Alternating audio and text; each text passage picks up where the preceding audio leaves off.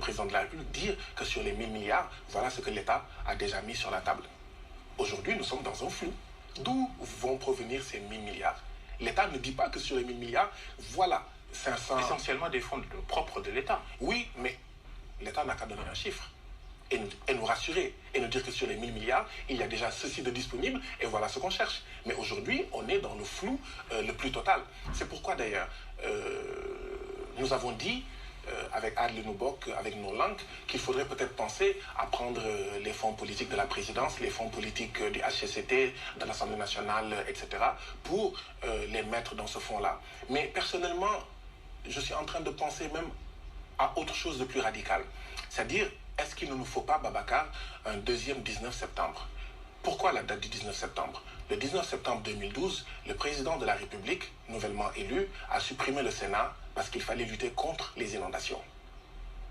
Quand vous comparez, Babacar, la peur, la psychose, la situation qu'il y avait à l'époque, 19 septembre 2012 et maintenant, c'est clair que c'est aujourd'hui que les citoyens sénégalais, mais tous presque comme un seul homme, ont le plus peur qu'en 2012. Si en 2012, le 19 septembre, il a pu supprimer le Sénat pour, dit-il, lutter contre les inondations. Le Sénat, c'était 8 milliards par an, entre 7 et 8 milliards au moins par an.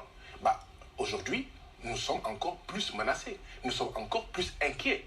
Si réellement nous avons peur et que si réellement c'est notre peuple que nous mettons de l'avant et pas des intérêts personnels, je crois que le président devrait pouvoir se souvenir de ce qu'il a fait un certain 19 septembre. Vous voulez qu'il supprime le Conseil économique social, le Haut Conseil des collectivités territoriales, par exemple? Face, en fait, à nos soldats de la santé qui travaillent les mains nues, face à nos soldats, les forces de défense et de sécurité qui travaillent à main nue, face à l'inquiétude, d'accord, que nous éprouvons tous, parce que nous savons que nous n'avons pas un système de santé au point, est-ce qu'il ne faudrait pas supprimer certaines institutions, dont le HCCT, dont le Conseil économique, social et environnemental, etc.